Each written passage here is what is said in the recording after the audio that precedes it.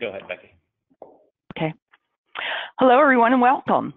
The TRB Task Force on Knowledge Management presents tools for the zombie apocalypse, avoiding the brain drain in transportation organizations. I'm Becky Burke of the Maryland Department of Transportation State Highway Administration, and I'll be your moderator today. This is a two-part program. The second part will be August 8th at noon Eastern Standard Time. And to let you know, these webinars are a result of a session of the same name that was well received at the annual TRB conference last January. The presenters in these two webinars are the same presenters that were at the TRB session. This webinar will be recorded and posted online on the NETWCnet website. And don't worry, there'll be a direct link in the webinar follow-up email. One more thing, please use the chat pod to ask questions, which will collect an answer at the end of each presentation. So during the presentation, you can type them in and we'll get them after the presentation. So before we begin, I'd like to thank the Northeast Transportation Workforce Center for organizing this webinar, and also thank the co-sponsors, which are TRB Standing Committee on Transportation, Education, and Training, the National Network for the Transportation Workforce, the National Transportation Training Directors, and the American Public Transportation Association Workforce Center. So let's get started. As you all probably know, information is coming in and knowledge is going out more rapidly than we had anticipated. Not only are we losing knowledge from longtime employees, but consultants and contractors as well have an equal amount of knowledge that could escape at any moment. So how can transportation agencies make sure that essential knowledge is retained? How can they make sure that employees have access to the right information at the right time to be effective and to contribute to the success of the organization? This session will focus on recent guidance and current practices that transportation agencies can apply to tackle these challenges. Our presenters today are Lenny Oman of Washington State DOT and Frances Harrison of Spy Pond Partners. First up is Lenny Oman, but let me give a brief intro of her presentation. Lenny's presentation is titled Leaning Forward, Knowledge and Information Management for a Nimble Organization. Lenny's presentation highlights Washington State DOT's approach to understanding business needs, establishing a foundation for execution, and strengthening the learning culture. So without further ado, here's Lenny. Good morning, and unfortunately my screen sharing, there we go, came back again. Good morning, or if you're on the East Coast, good afternoon. My name is Lenny Oman, and what a great day to talk about zombies on Friday the 13th. So with that, as Becky introduced the presentation, I want to just make sure that we all know what the differences are between zombies and humans as we get going. So zombies technically dead, unemotional, decaying, there's rot, poor motor skills, and they don't communicate, and that is the opposite of what humans are, and most people think I'm a human most days. Your organization may be, you may be in a zombie organization if your organization hesitates to share information, document the information, or you have colleagues that are missing from action when on some of the important assignments. Assignments are unclear, there's workarounds to processes have become the kind of standard way of doing things. Work processes are inelegant, that should be one word, and not effective. Morale is low, extraordinary resources are consumed, and you can read the rest. Steve Spear, who's with the MIT Sloan School of Management, said these issues leave an organization open to vulnerabilities, and those can lead to a real catastrophe. He talks about some examples like the Challenger or the BP spill in the Gulf of Mexico, where in those events, most of the factors that led up to the catastrophe weren't unique. They were perceived as normal and went unresolved. The only thing that was unusual was in those particular circumstances, the convergence of those factors was different, a new combination or a different context, and those normal factors failed horribly. So it's important for us to think about workarounds and inelegant processes and try to find a better way to move forward. So how does one prevent or cure zombieism? Some things that have come out of looking at nimble organizations and trying to understand the organizational practices, healthy organizational practices are to really facilitate cross-organizational understanding, having a shared vision of the work that you're all doing together. A systems view is perhaps not as common for our organizations, but it is there is some value in taking that broader view, because often we have silos of excellence, but the handoffs between those excellent silos is not functional as functional as it should be if we haven't stepped back to look at how well they're all maturing together. Another important factor is to foster a learning culture and to welcome discussion about problems, encourage idea sharing, looking at the lessons learned after action reviews, tools like that are common within the knowledge management practice, and which you'll hear more about through the other presentations.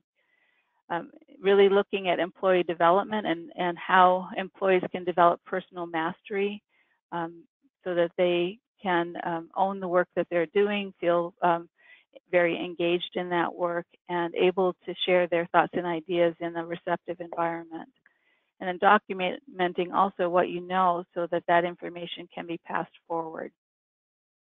Another important aspect, and the one I'm actually going to focus on in the rest of the presentation, is the need to improve information findability, access, transparency, and use. So just a moment to say, knowledge and information are different beasts. Information and data are the items that can be codified. Knowledge is really about what's in our human psyche. It's the know-how that we have, our muscle memory, the way that we put the knowledge of our education, our life together into an action. But these two are hand in glove, and as we look at our organizations and understand what the knowledge workers need to do their work, information becomes a very important aspect of that. And often we don't look broadly at that issue, at least in many organizations. So I'm going to talk a little bit about understanding the landscape of an organization and the information needs, a way to approach thinking about those organizational needs, and then how we can help facilitate connections in our information resources. So we received a grant from the Federal Highway Administration program called Accelerating Innovation Deployment. And in that work, we were looking at how to help deploy practical solutions using lean techniques and knowledge management. And Spy Pond Partners was our principal investigator on that project. We also worked with Dr. Denise Brown from Georgetown University. And we conducted several workshops with functional areas of the organization, so planning, programming, design, to look at what who their suppliers were for the work that they did, what their inputs were, what the process is, outputs of that process, and then the customers of those outputs. And in that work, we identified some areas of common interest across the life cycle for practical solutions. So, and I should say that the life cycle for practical solutions, let me go back here, is this top bar here, where we were looking at how do we actually manage and develop our transportation system. And we have not had a full life cycle. We've tended to have life cycles for each of these or across 2 or 3 of them, but not the full life cycle. So this was a new way to look at our work. So we found common needs, and this represents some of the common interests, and we have some examples of the particular documents or data resources that are used in these different phases of transportation. What this also helped us see is that there are some variations in how we collect and manage information. It raises some questions about which is actually the authoritative source of information, the version control, are we on the right version for the topic that we're discussing? It identifies some opportunities for improvement in records management, and also just helps us look at the information we have in the context of the decision making that we need to do, and to make sure we are using the right version, that we do have the authoritative source. We also looked at some of the information applications that support the practical solutions lifecycle. And we identified 371 applications that are involved with some stage of practical solutions. And this breaks down how many we have for each phase. So even within one phase, like manage assets, having 92 different applications with information is a lot. But organizations have matured independently and developed their resources fairly independently. So it's not that what we did was wrong. It's that what we did was what was needed at the time. But today we're starting to look more across the disciplines and the organizations as we're working with our partners. And there's an opportunity to step back and look at whether this structure is supporting our work today, and if it is providing the information and data we need to efficiently manage our work. Let me see if there's anything else I wanted to say about this one. So I want to just mention, so that I think you get that this is a complex environment for deploying improvements. I think about it as, if we want to make an improvement to a data resource when we're doing our design work, that if we want that to be impactful across the organization, we may not get that in this structure. It's like pushing a soft mattress where you're hoping to tip the whole thing, but the mattress is so soft that your hand only goes in one spot and the rest doesn't move. So those are the types of things to think about in the structure that we ultimately create. This also takes a lot of resources to keep the connections functioning across, because there are interrelationships between these data sets, so every change results in a need to make modifications in those connections. So out of our work, we identified some recommendations for improvement. And as part of this, so we had gathered information on the inputs and outputs of our business process from the subject matter experts in those areas.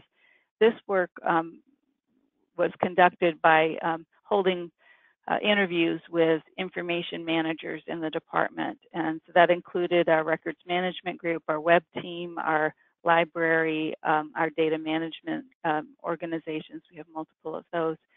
And taking them through a series of questions to identify what's working well, what's not working well, and what the potential improvements are for that work. And that was organized into these 4 objectives of building and maintaining a common pool of information needed by people across the department engaged in the life cycle.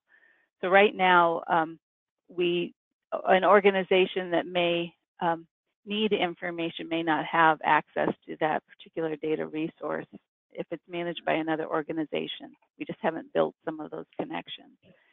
We also want to maximize use of available information resources. Again, there's a lot of information and data that we do have. It's getting to the people who need it, and is there clarity about that source and whether it's authoritative or not. Providing the agility needed to respond to the changing environment. So reducing the complexity in the architecture we have of those applications would help us be a little bit more agile and be able to distribute the changes more rapidly than we have today in the very complex environment we have.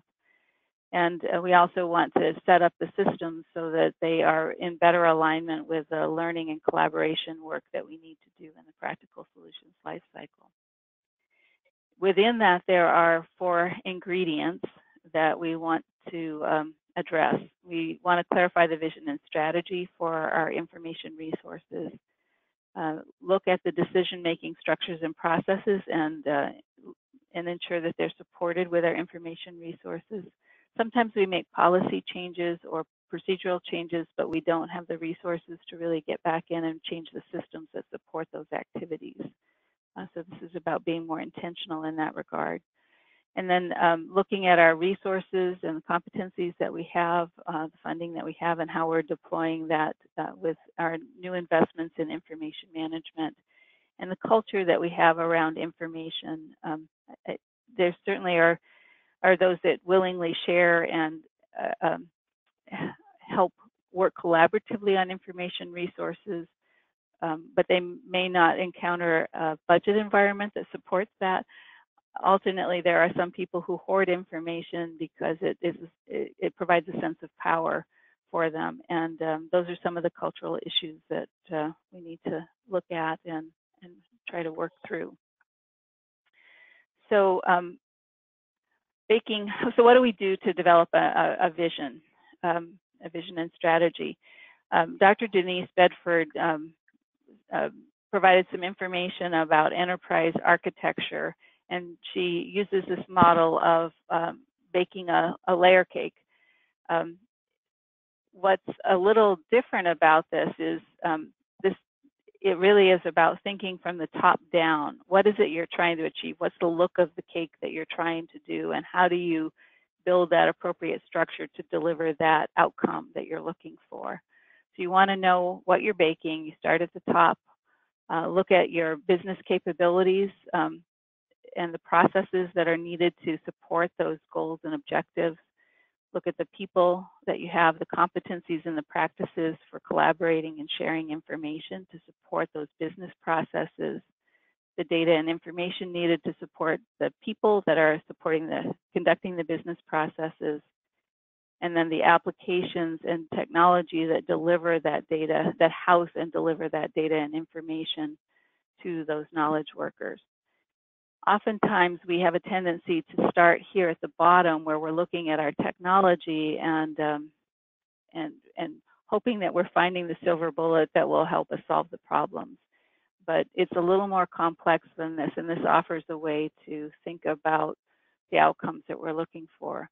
The other thing I really like about Denise's layer cake is that I think often we're silent on impacts of change, and we may imply that data management improvement is one size fits all, and it's not. So one of the things her layer cake talks about is the need to really clarify what those enterprise level issues are that everybody needs to participate in, and to separately identify those issues that are more of a particular group across the organization and those that may be unique within a specific business area within the organization. And that gives us a little bit more breathing room and degrees of freedom, but will benefit from identifying those things that need to roll up and be reported or managed at the enterprise level. The group issues might be something like a discipline like safety, for example, or preservation, where there's multiple organizations engaged in it. And to further along those lines, as I was looking at the products of the aid work, we were looking for resources. Denise suggested Jeannie Ross's work from MIT, and she looks at enterprise architecture as strategy, creating a foundation for business execution. Within that, there's a number of recommendations, but one of them is to, if you're looking at the organization and identifying what needs to be reported at the enterprise level, then you're looking more at a system that needs unification or at least strong coordination. For those issues that are more independent, it may be acceptable to be a diversified system that doesn't have a strong relationship to others. There may also be opportunities for those diversified systems to be replicated to meet other business needs in the organization. So these just provide some ways to think about operating models to support that enterprise architecture. And I think it's a different way of looking at the information resources that we have. And then I also want to touch a little bit on words. So as part of our SIPOC workshops, those supplier input, process output, and customer workshops, we found in every single one of them that there were different uses of the words that we have in our department. And those words led to confusion in what people meant or what was going on. So our language continues to evolve, and you can think about context-sensitive solutions and the various terminology or safety and how we've used accident, collision, or crash, or ITS and the various iterations of our ITS environment. The point of this is to be thoughtful about the words that we have and to employ some of the best available science in managing our language resources in the agencies so that we can understand each other and connect our data and information resources. So right now, today in WSDOT, we have multiple glossaries and taxonomies that are created independently. We don't use a thesaurus to facilitate term relationships, and that impacts our comprehensiveness and relevance of search. It limits our navigational aids, and it impedes the automation of workflow for those that are looking for the common connections. Some of the classification tools that we're working to deploy, glossaries, which of course give us a structure for looking up terms and understanding the definitions. We have several published manuals, and we've consolidated those glossaries into one and are in the process of publishing that consolidated glossary. There are similar definitions for the same word, and there are different definitions for the same word, and we will have a governance process to help us walk through what it needs to be. There isn't one answer, but we'll be walking through that. Metadata, of course, people are familiar with this.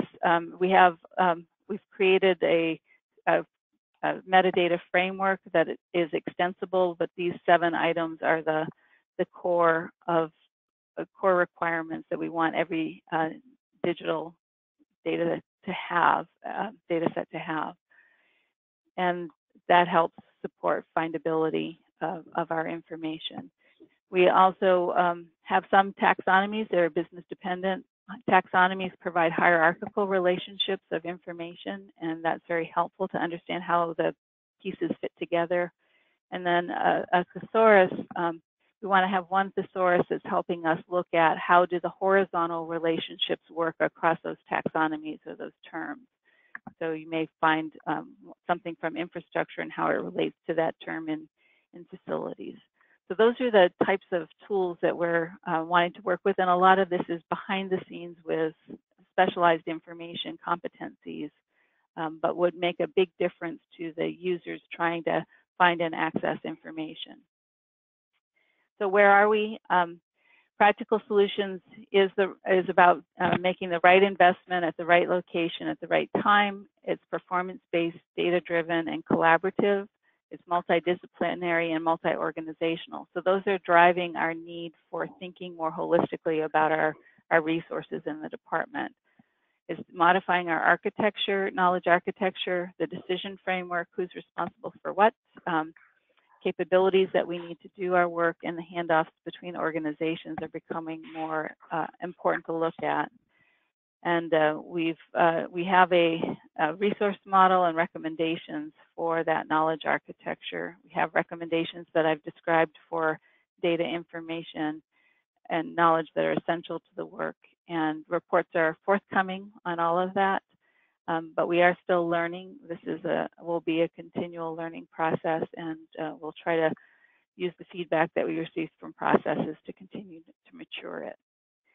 So with that, how not to be a zombie, nurture and tend a system that encourages the exchange of ideas. And in this case, I've talked a lot about how we could exchange information better with some more strategic uses of our terms and our information resources. Welcome problem identification and encourage development of solutions. Engage the vital aspects of employees, how they think, create, communicate, connect, learn, grow, and coach. And keep talking. More than anything, celebrate the variation of ideas that we have in our organizations, and develop the capabilities of our employees and not the dependencies of our employees. So I just keep trying, keep learning, and keep moving forward. And with that, there are some resources for you about zombies and how to protect yourself. And I think we'll take a few questions now. Oh, did I not share my screen through this whole thing? No, you did. Oh, good. Okay. There we go. Just I'm looking in the chat box for questions. Are there any questions right now for me? We'll come around to that again at the end. Yeah, I don't see any right now, but if you have any, we're going to go ahead then with with Frances's presentation. And if you have questions, please type them in the chat pod, and we will get to them after Frances's presentation. So Frances Harrison of SpyPond Partners, her presentation is titled Capturing and Learning Essential Consultant Developed Knowledge Within Departments of Transportation.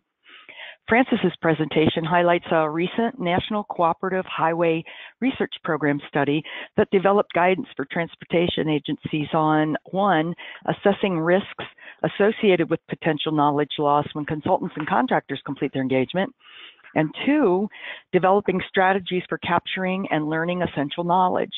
The research included case studies of notable practices. So I'm going to let Frances go on. Frances? Thank you, Becky. Hi, everybody. So I'm not going to talk about zombies, but I will start off with a Vulcan mind meld slide, which I think encapsulates what most of us would love to have for our knowledge management programs. But anyways, as Becky said, this was a NCHRP project. It was completed last year. The research team included SpyPond Partners, Myra House Shiplet at Randolph Morgan Consulting, and 2 senior folks who used to be with Virginia DOT, Mal Curley, who was the chief engineer, and Gary Allen, who was the chief of technology and innovation. So it was a really interesting project. And we really looked at trying to address the issue of what steps DOTs can take to capture and make use of these essential knowledge that's gained through consultant activities. The main product of the study was a guide, and it's targeted to DOT staff who are in a position to implement knowledge capture and retention strategies in conjunction with consultant contracts. These may be people who are making decisions about how consultants are to be used. It might be people who are writing RFPs or designing basic contract language. It also is targeted at people who are involved directly in supervising consultants. And finally, people in HR and training units that might be involved in some of the knowledge transfer activities involving consultants. Before I give you an overview of what's in the guide, let me talk a little bit about the research that went into producing it. We started off with a literature review to understand what other studies had looked into this topic of knowledge capture from consultants. And then based on that, we created a preliminary framework of how DOTs might approach this topic. And then we conducted some focus groups to test our framework. And we identified some case study examples to incorporate in the guide. And then finally, produced the guide. We learned a lot from these research activities. And the final product really is quite a bit different from what we thought we would have. I'm getting feedback. Okay. So the literature review, let me give you a quick overview of each of these activities. So we did find several studies going back a decade or so documenting how DOTs are making increased use of consultants. So that's certainly not a new phenomenon, but the scope of what consultants are being hired to do seems to be expanding. They're not only being hired to do studies, consultants are increasingly taking on more of the design work at DOTs, and they're also being used to play kind of day-to-day management roles, for example, as construction inspectors. We found several studies about DOT outsourcing, but there was very light coverage of knowledge capture and transfer aspects. Most of these studies focused on how do you decide when and what to outsource and what competencies are important to retain in-house. The few studies we identified on knowledge capture for consultants were not specific to the DOT community. They were focused on enterprise resource planning and other IT type project implementation, where consultants come in, interview everybody, redesign processes, et cetera.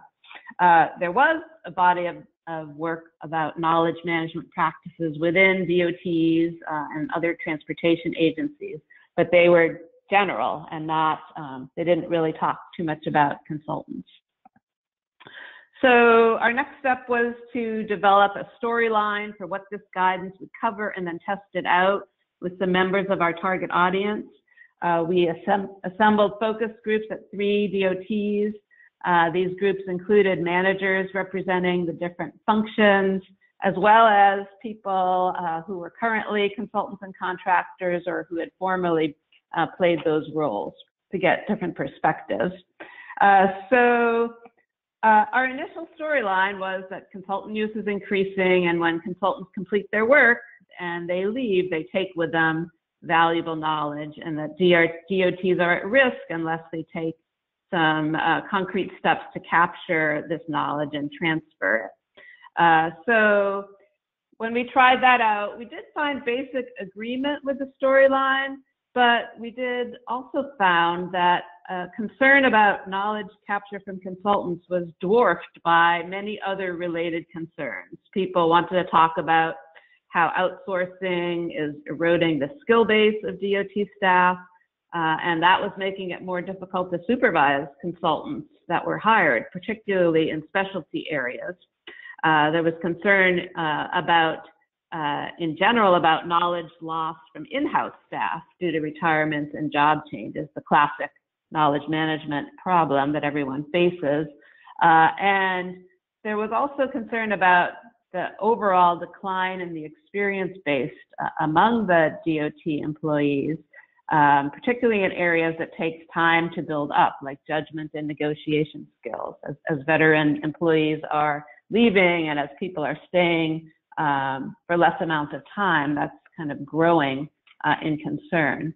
And that experience loss means less ability to negotiate and solve problems and more tendency to escalate problems up the chain, which was causing more delays in projects.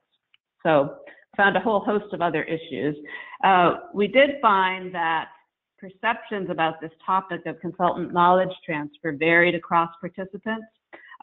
People involved in HR and training seemed to, this resonated with them a bit more than folks involved in projects and engineering. And one hypothesis was that people with a project focus may not be as tuned in to the longer term impacts from knowledge loss as others who kind of deal with it on a more systemic basis. We did find several good reasons why this topic may not be high on people's radar screens, at least in certain situations. Many consultants' engagements are routine and oversights pretty well established. In many cases, detailed documentation is required and provided, and consultants are asked to document deviations from the original scope. And then many agencies use the same consultants on an ongoing basis, and so those folks are available for continuing support in case questions come up. So there's clearly reasons why people, they were thinking they have this pretty well covered, at least in some situations. Our biggest takeaway, I think, from the focus group was that this is not a black and white type issue that can be addressed the same way for every consultant engagement. It really needs to be looked at situationally. Consultants are used in many ways at DOTs, and in many cases, there's this revolving door phenomenon where DOT employees leave and then come back to work for the agency as consultants. And then it's also the case that people who were consultants are hired as DOT staff. So you can almost look at this as an ecosystem of folks that are there. And DOT staff are educating the consultants that come to help them do their work. And then vice versa, consultants are educating DOT staff based on their broader sets of experience. And then, so rather than developing a separate approach to knowledge capture from consultants, it seems to make sense to use an integrated approach to knowledge management that addresses the knowledge transfer from DOT staff to consultants, from consultants back to DOT staff, and also within the organization across DOT staff members.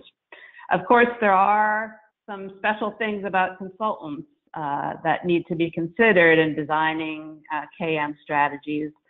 Need to avoid conflict of interest or appearance of favoritism, and you do need to recognize that this knowledge transfer takes time, and that needs to be built into contracts. But fundamentally, most of the actual knowledge management activities can be applied both internally as well as with consultants. Okay, so let me, with that as background, let me just give you a quick overview of the guide. We use this 4-part framework to introduce planning for this topic, identifying the needs, the types of knowledge transfer needs that you have. Secondly, establishing objectives for knowledge capture and learning. A third, identify what strategies in general should be applied, and then looking at specific techniques. We also collected case studies to weave into the discussion of techniques. We have 11 case studies from 7 different organizations, and that provides a pretty diverse set of situations and approaches to knowledge capture and learning from consultants. And I'll talk a little bit more about those later on. So first, the first element of the framework, need. So 3 different types of needs for consultants' knowledge transfer were identified. The first one, which is kind of what most people think of, is just being able to keep a record of what was done, and more importantly, why it was done in case there are questions later on. The second is being able to improve what you do in the future using the benefit of what was learned in similar activities. And third, which is something that came out of the focus groups that we didn't anticipate initially, is wanting to use consultant engagements as a way of developing more seasoned engineers and managers through collaboration and mentoring arrangements. The guide has a quick kind of assessment you can do based on the type of work you're hiring consultants for, which one of these needs you might want to consider. Many of the criteria for application relate to the level of risk that you might have. For example, if there's a long time lag between when a design is done by a consultant and when that project's going to be done, it's going to be more important to capture information on the reasons for the design decisions that were made. The second section of the framework is on setting learning objectives. And that section takes you through a series of questions to help you define who exactly is going to be learning about what the consultant found in the organization. What types of knowledge specifically are you trying to pass on? And how would you leverage this knowledge? And based on that, what's the best way to transfer it? So in some cases, written documentation is sufficient. In others, you're going to need to build in training and other face-to-face techniques. To help with that section, we applied a modified version of Bloom's taxonomy, which some of you may be familiar with. So in this chart, there's 4 types of knowledge shown as rows, from relatively simple to more complex. And then the columns represent the types of cognitive processes that you need to acquire these different types of knowledges, depending on what your objectives are. So this particular example is for that second need, improving future practice based on experience. And it shows that if you're going to do that, people really need to be analyzing and evaluating past activities and results. They need to be understanding cause and effect relationships. They need to be creating and applying new procedures.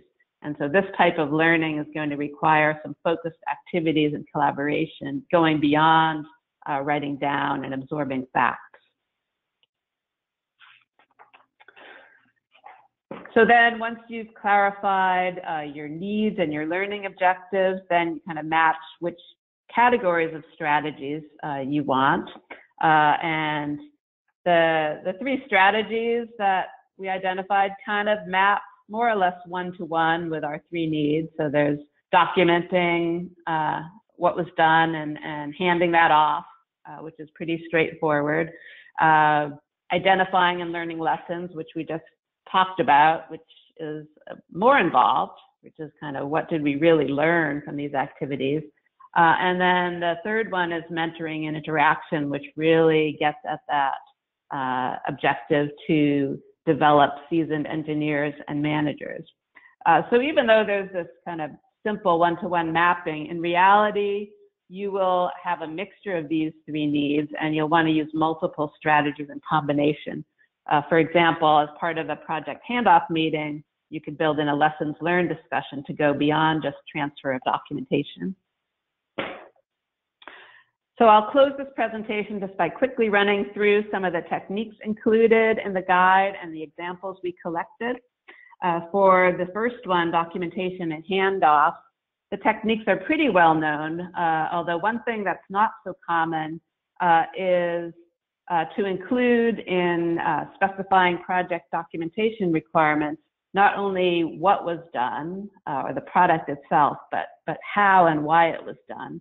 And that can be very helpful in fielding questions later on, especially if the consultant isn't around. There were several good examples of project documentation or consultant effort documentation that we identified. There was one simple one from Tennessee DOT that I'll just highlight. There they had hired consultants to serve as temporary staff for their local programs office. And the spreadsheets created this way of tracking project decisions on a spreadsheet. So every single decision that they made and interaction that they had with the customers, they documented, when they talked to the person, what was decided and why. And that was turned over to the DOT staff when they left. And we were told that they still consult that very simple spreadsheet, very handy. For the capturing and learning lessons, techniques in this area include doing focused lessons learned sections at different key milestone points of a project, not just at the end. And importantly, techniques for actually using those lessons to change how things are done. For example, using those lessons to update manuals or other guidance, or incorporating them into training or kickoff meetings for new projects. Several different examples were identified for this. I would point you to Philips Innovation, which was kind of the non-transportation agency we included in this project. They use a structured process for exit interviews.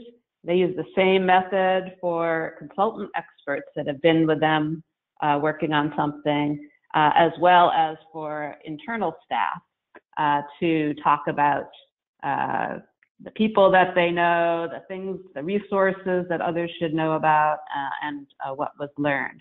And then they integrate that information into kickoff workshops for new projects. Finally, on mentoring and interaction, the techniques in this category include using blended teams of agency staff and consultants who work collaboratively and learn from each other throughout an engagement. Secondly, using professional associations to create forums for learning outside of the context of consultant engagements. And finally, using consultants in training and mentoring roles. Both Colorado DOT and Oregon DOT provided good examples of blended teams.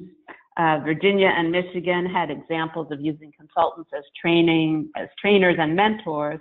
And then there was a great example from Virginia, and I believe this happens in other states as well. This Virginia Transportation Construction Alliance Bridge Committee was this example of a community of public and private sector bridge engineers that met, and I believe still meet regularly to share ideas for improving practice. So that concludes your whirlwind tour through this guidance. The report is available for free download at the web address shown on this slide if you are interested. And now I'll turn it back to Becky to see if there are any questions. Well, it appears we had some questions during the transition, and I think the first one is for Lenny.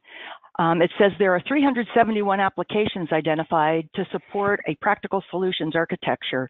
Is there work on consolidating applications that are multifunctional and can be used across departments and between agencies and partners? Thanks for the question, and the answer is not yet, but what I'm trying to do is to take the body of information that we have and to put it, we do have it broken down by functional area or stage of the life cycle, but to try to break it down a little bit further so it's digestible by the subject matter experts to ask the question of, are you using all of these? Is there one that is there clarity on the authoritative source? Are there opportunities for merging some of them? But that work has not begun yet. Okay, thank you. And here's the second question. Is there an established KM taxonomy for transportation organizations that is available for agencies to adapt and build out? Not yet, and that is a great question. There are some organizations that I'm thinking APQC in their taxonomy they have for business areas has some of that, but it is an area that we should look at in both the task force and the AASHTO Committee on Knowledge Management. Okay. This one is more of a general question. Are you still there? Yes, I'm sorry. I'm just saying okay. That's a great idea, and we should do that. Okay. Will this PowerPoint be sent to the participants? This fits the professional development initiatives we are engaged in with mid to high level staff. Yes, you will get a follow-up email and there'll be a link in there. And when you get that, you can click on the link and you should be able to access these presentations. Let me see if there's any more.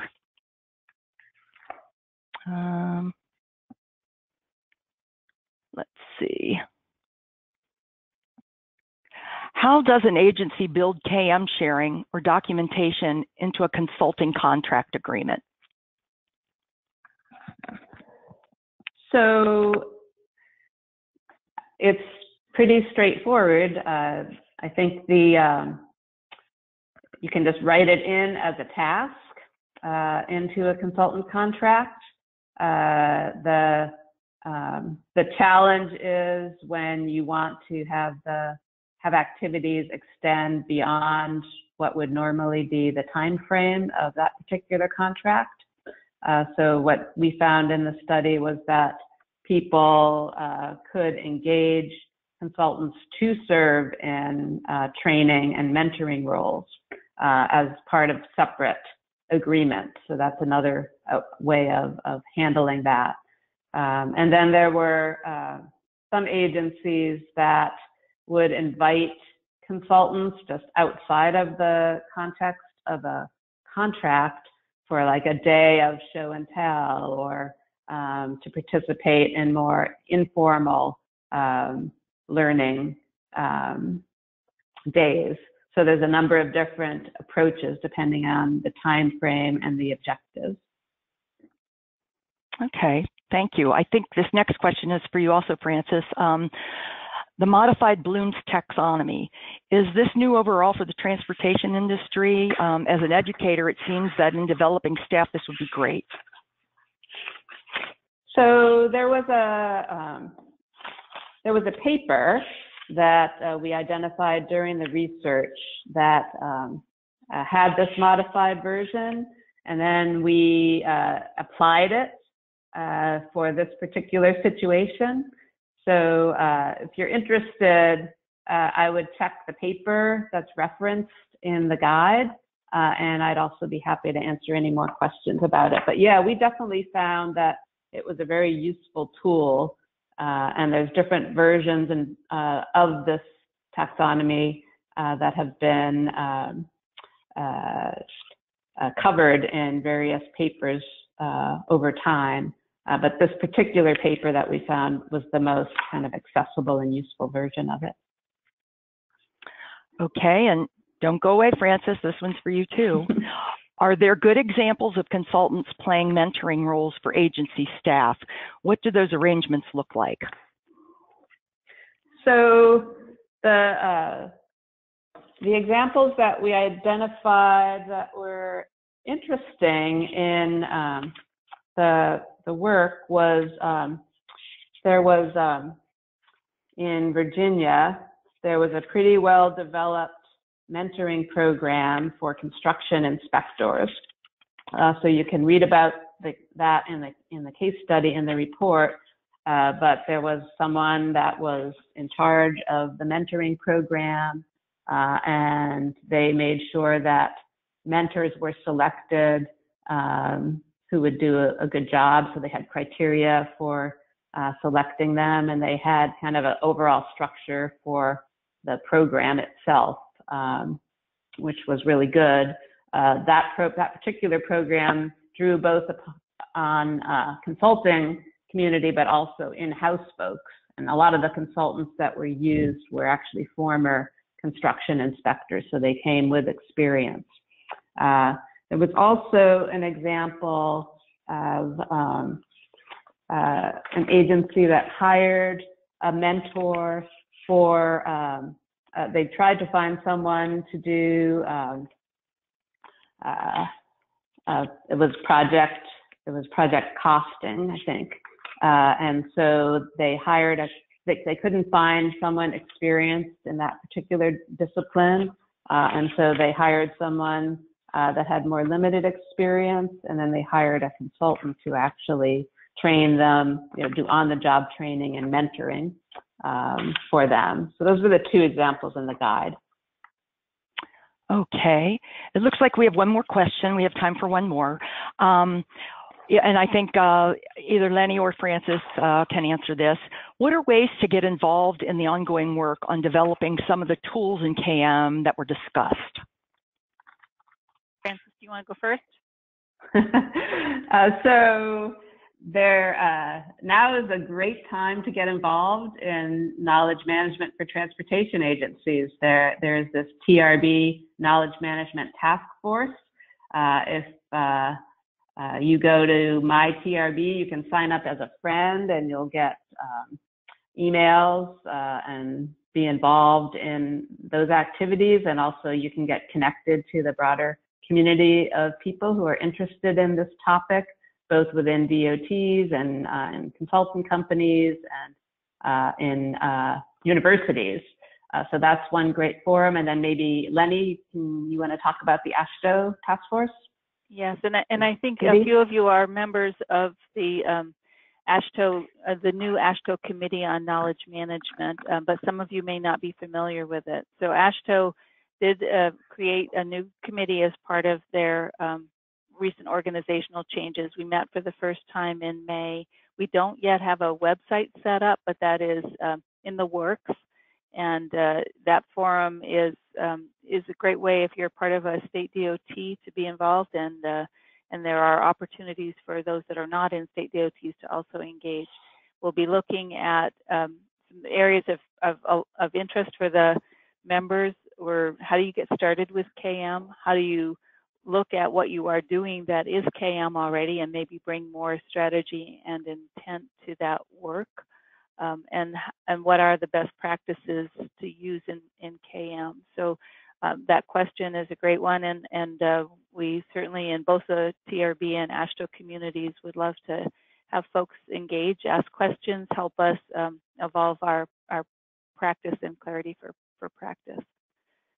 There are outside of KM, we're working in the TRB task force right now in the research committee on some of the resources that are available for you for KM, some of the journals that are out there and forums that exist that you could tap into outside of the transportation community if you're interested in some of that work as well. Because industry does have a little bit more experiences in this than the transportation sector does right now. All right, thank you. I want to remind everyone that This webinar recording and PowerPoints, they'll be sent out early next week in an email to all the participants. So you can look forward to that next week. I want to thank everyone for coming, the participants and all the folks behind the scenes that helped us put on this webinar. And I want to also remind you that part 2 is August 8th at noon Eastern Standard Time, and where Donna Cuomo of the MITRE Corporation and Ben Pesciu of Applied Engineering Management Corporation will be presenting. Thank you all for attending and have a good weekend.